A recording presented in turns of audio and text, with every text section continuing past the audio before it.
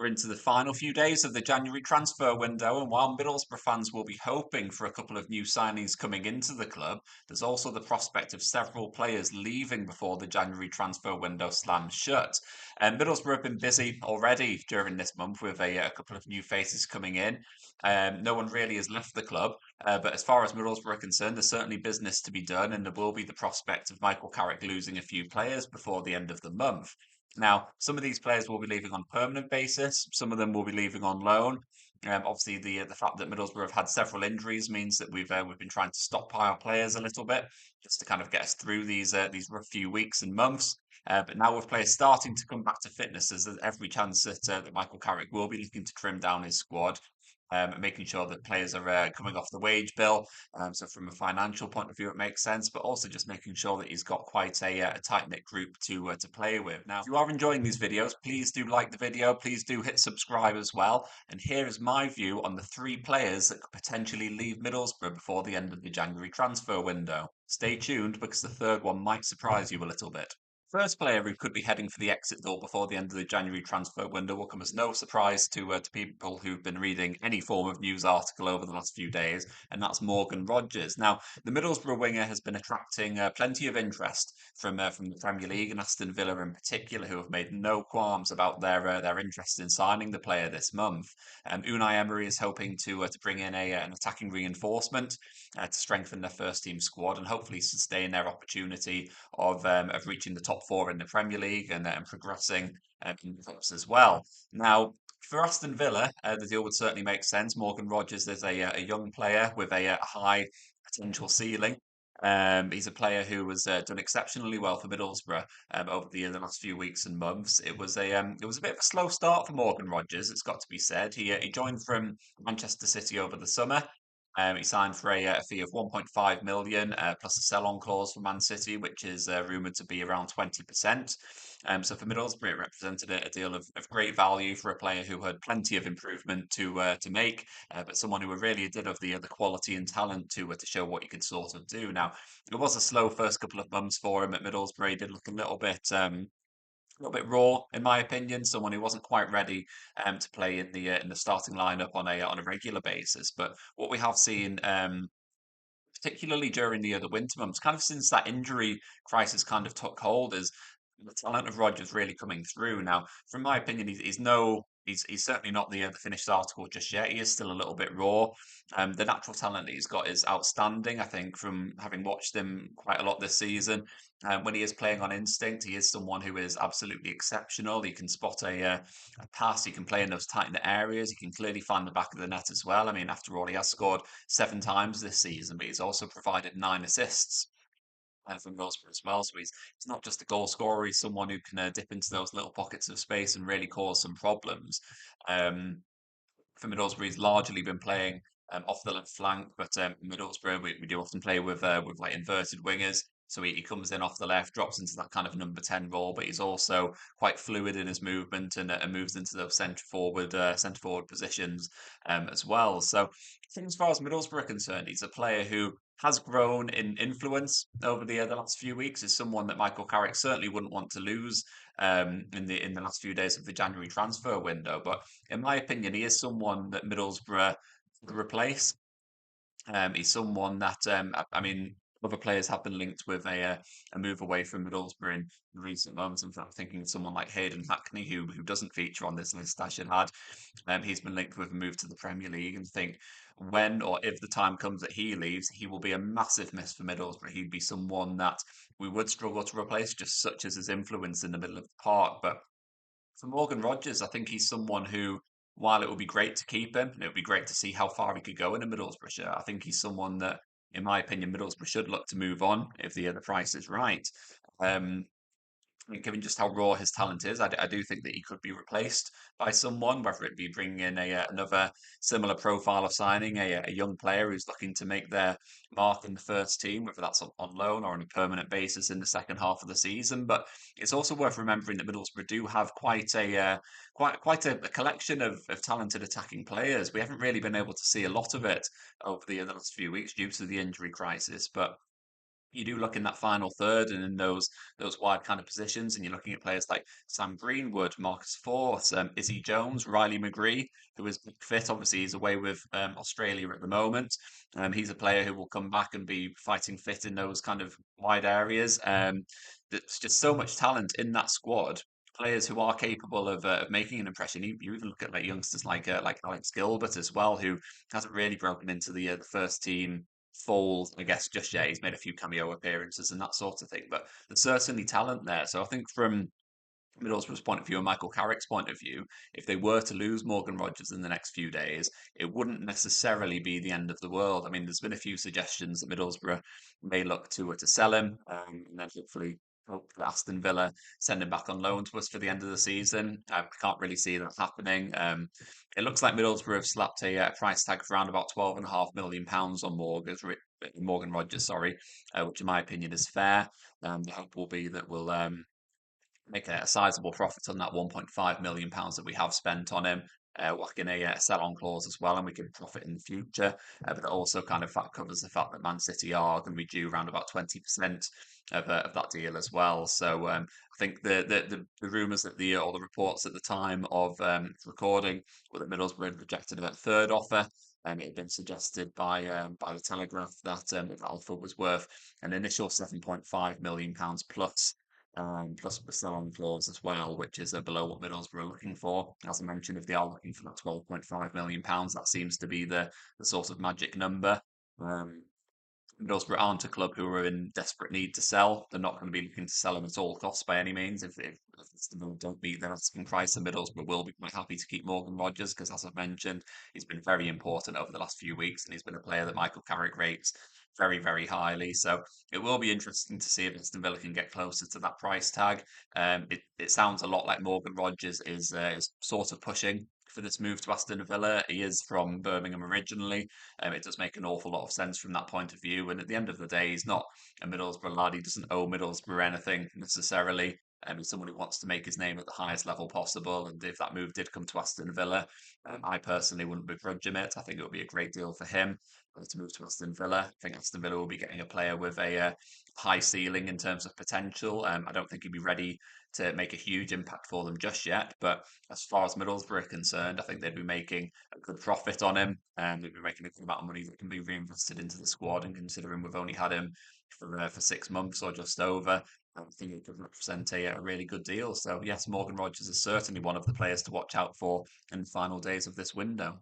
Second player who could move on from Middlesbrough before the end of the January transfer window, in my opinion, is Cal Kavanagh. Now, Middlesbrough have a number of talented young players. Some of them have been given an opportunity in recent weeks. Obviously, the club have endured a bit of an injury crisis during that time, and so it's been a great chance for Michael Carrick to take a look at these young, talented players, integrate them into the first team squad by giving them a bit of game time off the bench, and ultimately seeing how they fare at championship level. Now, there's been a few players who have stepped up and been given an opportunity, but Cal Kavanagh is one that I think a lot of Middlesbrough fans are really quite excited by. Now, if anyone has been following Middlesbrough in the last year or two, anyone who's been keeping an eye on the results of the under 23s, then Cal Kavanagh will be a name that you're very familiar with. He's been banging the goals in for absolute fun. It's under 23 level. It looks like it's just far too easy for him, and he's a player that Middlesbrough do have really high hopes for. I think a lot of supporters are very excited to see what he can do at first team level. And they're kind of hoping that he will be a player that can step up and become a first team player for the club in the years to come. But I think so far, while obviously with the caveat that he's only 20, it hasn't quite happened for him at first team level. He has enjoyed slash endured a couple of loan spells already in his short career.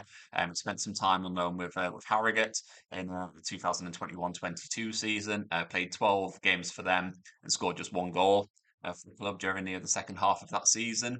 Last season, he came back to Middlesbrough in the summer, spent the first half with the under 23s, and then went out on loan to Newport County in the January transfer window as well. And it was a similar tale. It was slightly better. He made 19 appearances for Newport.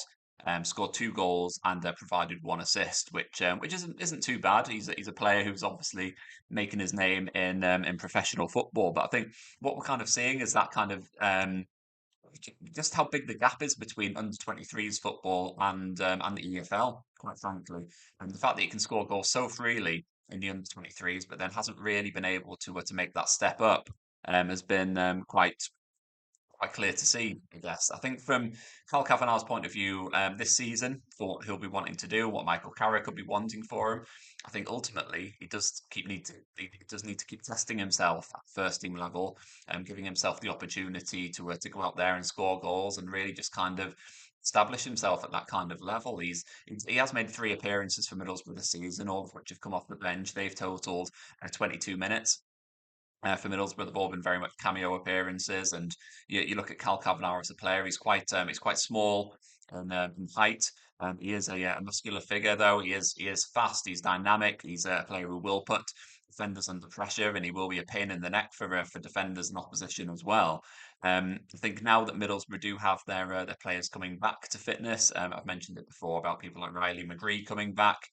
I think the hope will be that Middlesbrough will sign a striker before the end of the January transfer window as well. So you can only really see those opportunities being more limited between now and the end of the season. And considering he only made 3 sub appearances during that injury hit spell, when that injury crisis kind of took hold of Michael Carrick's team, it looks like the opportunity for Middlesbrough isn't going to be there this season for him. Now, I think for Kavanagh, the hope will be that if he can secure a loan move, I'm not talking about a permanent exit for him. I think that would be a real shame for Middlesbrough to cut their losses on him at this point because I do think he's a real talent. I think it would be great for him to get a loan move to maybe a club in League Two. I think that's probably the sort of level that we're kind of looking at, and I think he would need to drop to that level to show what he can sort of do. And if he can just enjoy a run of games between now and the end of the season, get a handful of goals during that time. No one's expecting him to go there and score 20, 25 goals between now and the end of the campaign. But get, I don't know, 5, 6, 7, 8 goals between now and the end of the season, and really just adapt physically to the demands of the EFL. It could be really good for him as a player, but really good for Middlesbrough as well moving forward. He does have a bright future. And I think obviously going out on loan and then coming back for pre-season would be a great opportunity for him to show that he's matured as a player and that he's someone that can play a role for Michael Carrick moving forward. And so that is a move that could be a potential for Cal Kavanagh between now and the end of the season. There are a couple of other players who could move on loan as well. People like Alex Gilbert, who I've mentioned before. He's someone who got signed over the summer back from Brentford. He's played a few times for the first team. He's come off the bench and started in a couple of cup games and that sort of thing. But he is a player who does need more regular first team football. It doesn't look like it's going to be coming at Middlesbrough anytime soon. And so for him, potentially a loan move to League One could be really fruitful. And for a couple of the other young lads who've been coming off the bench as well, I expect a few of the young players to head out on loan between now and the end of the January transfer window. Cal Kavanagh for me is the one to really keep an eye on. He does have a bright future. He's the young lad that everyone is talking about in the academy and the under 23 side at the moment. And so if he can go out, get some regular first team football before the end of the January transfer window, then it could set him up very well for the future. Player who could leave Middlesbrough before the end of the January transfer window may come as a bit of a surprise to some people. But the player that we're talking about is Paddy McNair. Now, Paddy's been a really loyal servant for Middlesbrough. He joined the club in 2018, so he's spent 5.5 years with Middlesbrough. In that time, he's made 213 appearances so far. He's scored 14 goals, provided 16 assists, and played in just about every position that he could do in Middlesbrough's team. He has been very much our Mr. Versatile, and to be fair, sometimes that has kind of counted against him because he hasn't really been able to nail down that starting spot that he sort of wanted to. I think, but by and large, he's played centre back more than anywhere else, but he has also played central midfield. He's played right back. He's played in a slightly more advanced kind of role as well. And that's a testament to him, his versatility and his professionalism that he's been able to do just that. But I think as we move towards the end of the January transfer window, I think Middlesbrough will start to look a little bit more long term. Now, Paddy McNair is he's a player who isn't old by any means. You would think he would be because he seems to have been around for absolutely ages, from breaking through at Man United, playing for Sunderland, then coming to Middlesbrough as well. But he's still only 28 years of age. The problem is, from Middlesbrough's point of view, is that the salary that he's on at the moment is pretty substantial.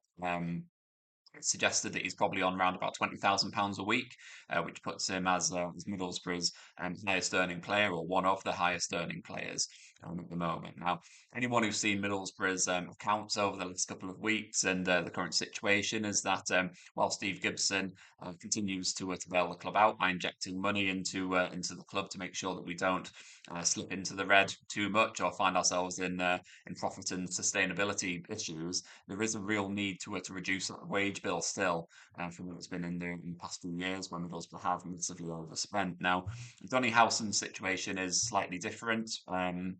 He's been on a kind of year-to-year rolling deal over the last couple of years. I think his importance to the squad is absolutely there for all to see. He's still the club captain.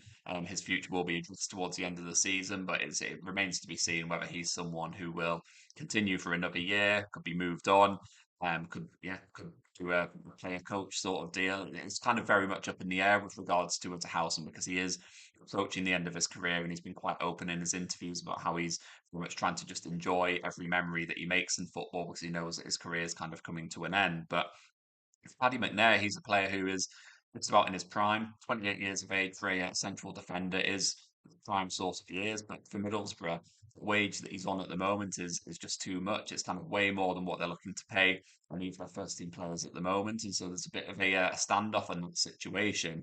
Um, I did speak to Craig Johns at the Gazette, Middlesbrough's reporter for the Gazette, or Teesside Live as they're known now. He did speak more freely about the Paddy McNair situation and what kind of dilemma Middlesbrough are in on that situation, and whether he would be someone who could potentially take a pay cut to stay. It would seem that he might need to take a pay cut in order to stick around. But here's what Craig had to say on the future of Paddy McNair. Absolutely. I think that's one that you would keep an eye on in January. I think we saw similar last January, didn't we, with Duncan Watmore? He was in a similar situation where he was ultimately going to leave the club on a free in the summer, and they managed to get some money from Millwall and on amicable terms and with great thanks to his service, they let Duncan go in January. And I think the same could happen with Paddy McNair. As you say, he's one of the highest earners at the club, certainly, and on the terms that he's currently on, I can't I can't see a new contract coming for him. I don't think Middlesbrough would want to, offer him a contract of that level. It's such an interesting one because, of course, he's come back to prominence, and the fact that he is able to play so many positions makes him an important player in some respects. And in Darragh Lenihan's absence, he stepped up and he was brilliant again yesterday against Leicester. So it's harsh, and it's in no way a kind of a knock on his ability as a player. But I think from Middlesbrough's point of view, I think it could be the right time. Obviously, Rav Vandenberg's come in. And he's been playing a lot at right back lately with Tommy Smith out for the season. But Carrick's spoken of the fact that eventually he would like to move him back to centre back and get him more game time there. You got Matt Clark coming back as well. If he can kind of get himself back into the mix by that point, it'll ease Middlesbrough's kind of worry with that if they can find a buy for Paddy McNair. Because I think, as you see, ultimately similar to Duncan Watmore, if there's the chance in January to get a little bit of money from Paddy McNair, it's ultimately an option you've got to take up, rather than lose him for free. But I think also you've got to consider that, as we said, Rav Vandenberg would be there as cover, but he's been playing a lot of right back. Obviously, Anthony Dijksteel's there. He's coming back from injury. Had a very good game at Exeter a couple of weeks ago. So you've got one right back there, but you probably wouldn't want to go the rest of the season with just Dijksteel. So, if you're looking to sell McNair, you are surely as well looking to either bring in another centre back, depending on, Matt Clark probably, or you're looking to bring in another right back so that Rav Vandenberg can transition back to centre back.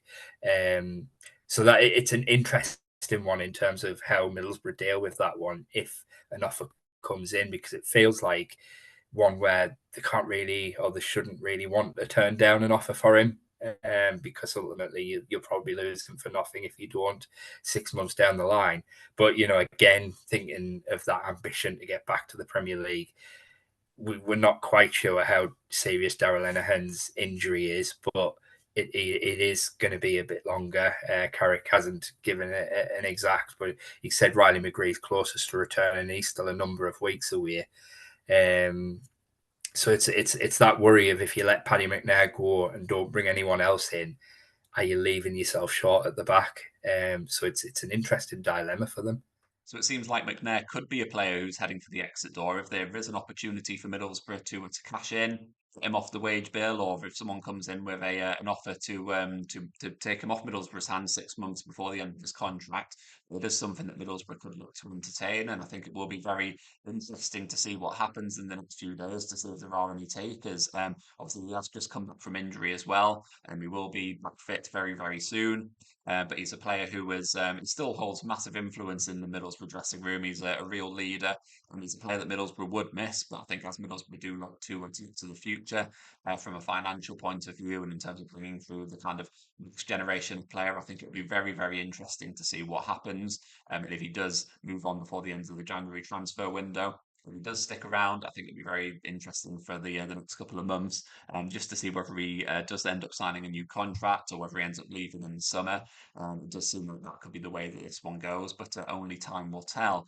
I really do hope that you've enjoyed this video. I hope it shed some light on some of the situations at Middlesbrough at the moment and some of the players who could be heading out the exit door. If you have enjoyed it, as I've mentioned, please do like the video. Please do hit subscribe, and hopefully there'll be a few more of these videos coming up in the next few days and weeks as well. But yeah, thank you for tuning in, and yeah, I'll catch up with you next time.